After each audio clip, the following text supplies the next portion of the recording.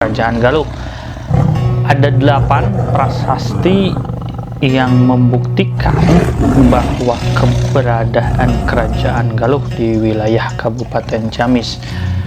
8 prasasti itu 2 berada di luar, terus yang 6-nya ada di wilayah Astana Gede Kawali, dan disebutlah 6 prasasti yang ada di Astana Gede Kawali sebagai prasasti Kawali 1 sampai dengan prasasti ke-6.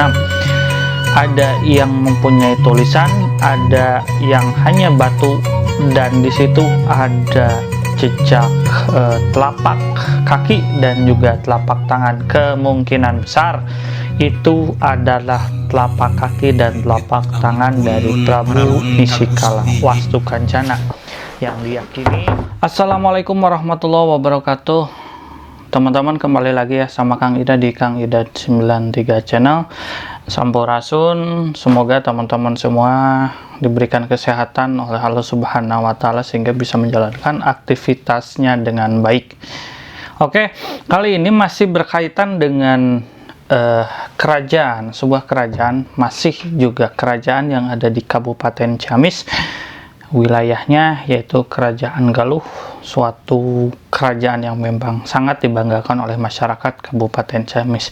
Nah, memang sebelumnya pun nama dari Kabupaten Ciamis nama Galuh, cuman ada pergantian disesuaikan dengan nama ibu kotanya yaitu di Ciamis. Maka sejak saat itulah dirubah menjadi Kabupaten Ciamis yang sebentar lagi akan merayakan hari rayanya, hari raya atau hari jadi dari Kabupaten Ciamis. Kemudian juga nantinya ada satu perayaan khusus yaitu Mieling Ngadegna Galuh, yaitu pada tahun sekitar abad ke-8 Masehi. Nah, kali ini kita akan membahas bukti-bukti premier yang memang tidak bisa terbantahkan, yaitu tentang mengenai adanya Kerajaan Galuh. Ada 8 prasasti yang membuktikan bahwa keberadaan Kerajaan Galuh di wilayah Kabupaten Ciamis. 8 prasasti itu 2 berada di luar, terus yang 6-nya ada di wilayah Astana Gede Kawali, dan disebutlah 6 prasasti yang ada di Astana Gede Kawali sebagai prasasti Kawali 1 sampai dengan prasasti ke-6. Ada yang mempunyai tulisan, ada yang hanya batu, dan di situ ada jejak telapak kaki dan juga telapak tangan. Kemungkinan besar itu adalah telapak kaki dan telapak tangan dari Prabu Nisikala Wastukancana yang diyakini sebagai raja yang pertama mendiami Astana Gede Kawali yang sebelumnya merupakan daerah Kabuyutan. Dibuktikan dengan beberapa batu satangtung kalau kita sebut di Sunda itu, yang biasanya kalau ada batu satangtung ataupun menhir besar, disitulah tempat diadakannya upacara keagamaan, dan disitulah tempat belajar keagamaan tertentu, terutama menyangkut dengan agama leluhur kita dahulu. Nah, 8 prasasti itu ada satu prasasti yang mungkin 9, ada satu prasasti yang ditemukan di wilayah dekat Kabuyutan, dekat dengan situs Galuh Salawe, yaitu di Cimaragas, itu di sungai, dan di situ tulisannya sudah usang, dan jikalau ada yang bisa diartikan, dibaca, itu seperti halnya mantra khusus atau jampi-jampi yang disebutnya seperti itu. Jadi sulit untuk dideteksi bahwa itu dibuat tahun berapa ataupun dibuat oleh siapa. Dan prasasti itu dibawa ke wilayah pemakaman keramat Jambansari, yaitu Bupati Galuh yang ketiga, Raden Arya Kusuma Diningrat.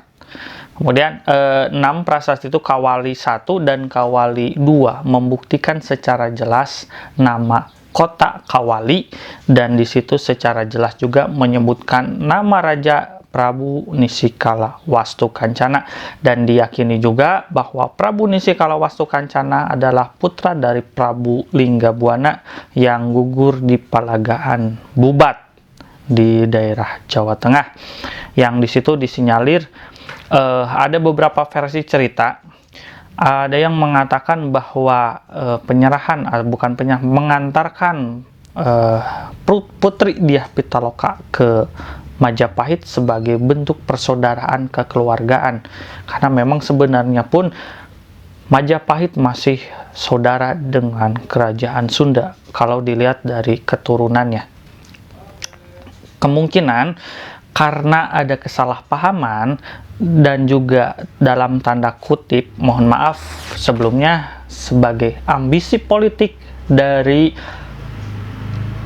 Mahapatih Gajah Mada yang ingin mempersatukan Nusantara di bawah Panji Majapahit.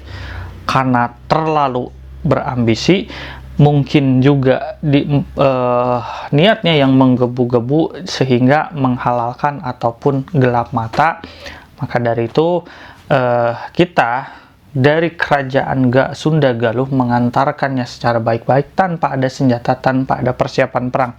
Tapi takdir berkata lain, bahwa rombongan itu gugur di Palagaan Bubat, dan satu keturunan yang masih bertahan hidup yaitu Prabu Nisikala Wastukancana. Maka dari itu pula yang pusat kerajaannya ada di Karangkamulian, situs Karangkamulian, untuk juga lebih mendekatkan Prabu Nisikala Wastukancana dengan rakyat dan agamanya, maka pindahlah di situs Astana Gede Kawali, yaitu situs yang terakhir dari kerajaan Sunda Galuh ataupun kerajaan Galuh sebelum pindah ke Pakuan Pajajaran di Bogor. Prasasti Kawali 1, Prasasti Kawali 2, Prasasti Kawali 3 itu tidak bertuliskan, tapi ada telapak tangan dan telapak kaki. Prasasti yang keempat ada tulisan, prasasti kelima dan prasasti keenam itu tulisannya singkat dan merupakan sebuah batu satangtung, dan diyakini di batu tersebut di bawahnya ada abu jasad dari Prabu Linggabuana dan abu jasad dari istrinya Lingga Hyang, ataupun yang secara bahasa diartikan arca, entahlah. Dan di situ juga diyakini sebagai batu penyandungan. Dan jika ingin, ini mitosnya bagi para laki-laki yang ingin mempunyai istri lebih dari satu, itu harus mengelilingi sebanyak 7 kali. Batunya harus dipegang dan mengelilingi 7 kali itu tanpa melihat, dan jika berhasil itu bisa mempunyai istri lebih dari satu. Itu mitosnya ya. Nah, kemudian ada juga bukti lain primer yang lain, yaitu berupa naskah Carita Parahyangan, kemudian juga ada naskah Bujangga Manik, yang naskah itu sangat disayangkan sekarang berada di Oxford, yaitu di luar negeri, dan tidak ada di kita. Tapi ada satu Carita Parahyangan yang disimpan di Perpustakaan Nasional di Jakarta. Naskah itu memang dari penulisannya sampai pada isi dari cerita itu kan menceritakan tentang keberadaan kerajaan Galuh itu cukup jauh jaraknya.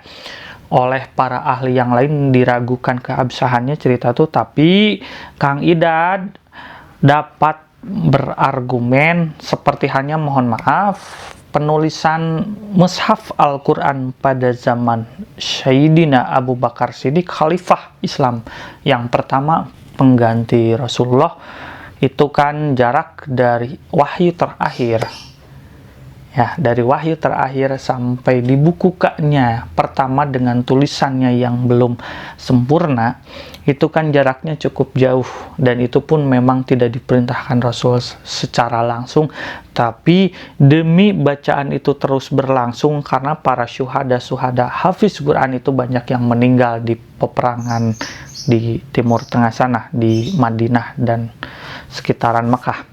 Jadi atas usulan juga dari Umar bin Khattab, maka dituliskanlah mushaf Al-Quran yang pertama, diturunkan sampai disimpan di Sayyidina Abu Bakar Siddiq, kemudian Khalifah Umar, dan disempurnakan pada Khalifah Utsman bin Affan.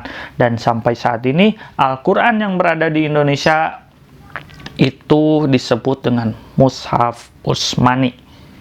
Nah, oke, kembali lagi bahwa naskah memang dari mulai dari dituliskannya berbanding cukup jauh dengan isi cerita tersebut. Karena apa? Karena si penulis naskah kuno Carita Parahyangan itu mengumpulkan cerita-cerita dari leluhurnya, dari beberapa generasi yang di atasnya, kemudian dirangkum pada satu naskah agar kita tidak kehilangan jejak. Seperti itu disebutnya juga kalau kalau di sejarah itu naskah bukti sekunder, bukti primernya adalah prasasti. Prasasti kebanyakan dituliskan pada pahatan batu, tapi ada juga prasasti yang memang dituliskan di lempengan logam, lempengan plat logam. Itu Kang Ida juga pernah melihatnya, itu prasasti di Kabuyutan Gandoang, memang dipahat atau ditulis ataupun disusun di sebuah plat baja ataupun plat besi, ya, seperti itu. Itu disimpan di sana di Sindang Kasih, Kecamatan Sindang Kasih di Kabupaten Ciamis. Jika teman-teman mau melihatnya bisa ke sana. Salah satu yang langka prasasti dituliskan pada pahatan logam. Nah, itu teman-teman juga ada satu bukti prasasti tersebut bukan tulisan seperti halnya menceritakan masa lalu, tapi ada juga prasasti itu yang ditemukan di Cisaga dan sekarang disimpan di Museum Sri Baduga di Bandung, bahwa menerangkan bahwa tempat tersebut sebagai tempat yang dibebas pajak oleh sang raja. Biasanya daerah yang dibebas pajakan itu satu, itu daerah Karsian atau Kabuyutan.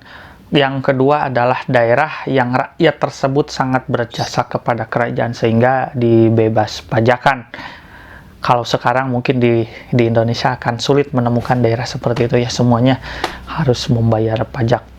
Nah, itu saja teman-teman. Jadi bagi yang masih meragukan keberadaan Kerajaan Galuh ataupun pusat Kerajaan Galuh, ada 8 bukti prasasti dan bukti naskah, 2 naskah yang memang menceritakan secara langsung cerita di Pakuan Galuh.